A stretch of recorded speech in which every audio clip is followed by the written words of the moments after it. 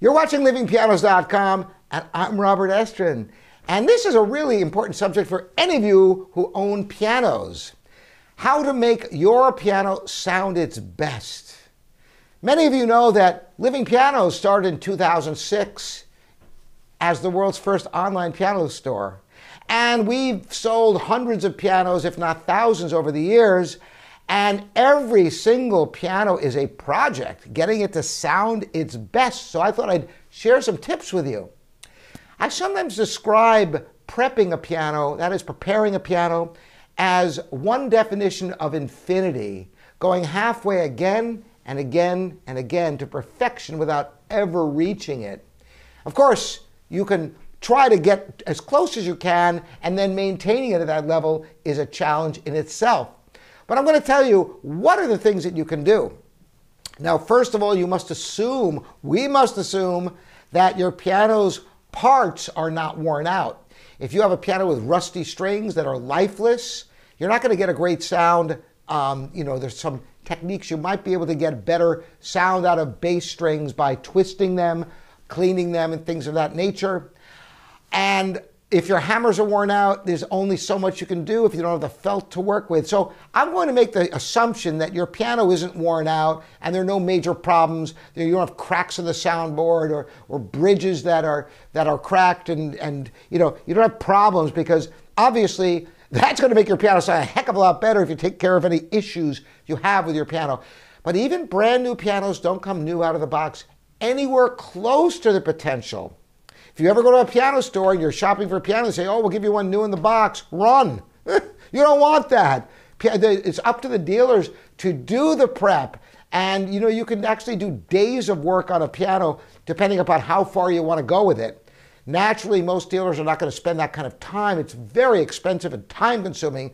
They're not going to do that with the vast majority of their pianos, maybe only the really special ones. Now here we're different. We're more of a boutique store, and we have only top-tier pianos, or primarily top-tier pianos, and we do go the extra mile on all of them. But that's not the norm. So I'm going to tell you what you can do with your piano to make it sound its best. So naturally, tuning your piano on a regular basis is the first step, because the more you tune your piano, the less you need to tune it. That sounds crazy, right? Well, it's true. Because if you tune your piano a lot, it becomes so stable that it almost doesn't go out of tune. But if you neglect the tuning for a number of years, then the next tuning won't hold very long. So you want to get ahead of the curve. Now, there are many other techniques that can enhance the tone and the playing of your piano. Regulation has to do with the several adjustments that are done in each key. The key height, if you've ever seen a piano where the keys are not all the same height, obviously, you're not going to be able to play, smoothly, smooth melodic line if some keys are higher than others. That's, key height. Now then there's a key dip. Push your keys down. They should all go down the same amount, right? That's really pretty darn important. If they don't, then how can you possibly get consistent sound? There's a let-off. If you look inside on a grand piano, you'll see that the hammers let off the string. And they should let off at the same amount of distance so you get consistent performance. And there are other things adjustments, about half a dozen adjustments on each key of a piano. So regulation is a pretty involved process. But then there's also voicing of your piano. The shape of the hammer and the hardness of each hammer, getting them to generally be the right hardness to produce a warm or bright sound, or the amount of brightness that you like in all registers, and evenness from key to key is an arduous task that few piano technicians know how to do. When we first moved from California to Cleveland, it took a while for us to find top-notch, skilled technicians who are on that master level who can perform that kind of work. Seek out somebody who maybe tunes for your local symphony or concert hall, because very few piano technicians really know how to do that kind of meticulous work. But man, the difference it can make, you can't even believe. Even if you bought a brand new Steinway or Bechstein or Mason and Hamlin, that piano can be improved dramatically from the way it comes new out of the factory. What else is there? Well, there's things like string leveling. Well, you can get meticulous If the hammer hits the strings and some strings are slightly higher than others, then the hammer is not going to make contact with all the strings equally, and so you're not going to get the same attack and sustain. So each string can be leveled so the hammer can be shaped to impact all three strings at exactly the same time. There's also damper regulation. When you play a chord in the piano and then you release it slowly with a damper, you want a smooth release. Sometimes you'll get kind of funny noises. If your damper felt's too hard, you may need new damper felt in order to get clean releases. At the end of a beautiful slow movement, you may want to fade out the sound of a chord, and the only way to do that is to release the pedal gradually, even during a piece of music. If it's, for example, a piece of Debussy, you might want to have nuances of half pedaling. And if those dampers are hard or they're not regulated properly, you're not going to get consistency in the sound.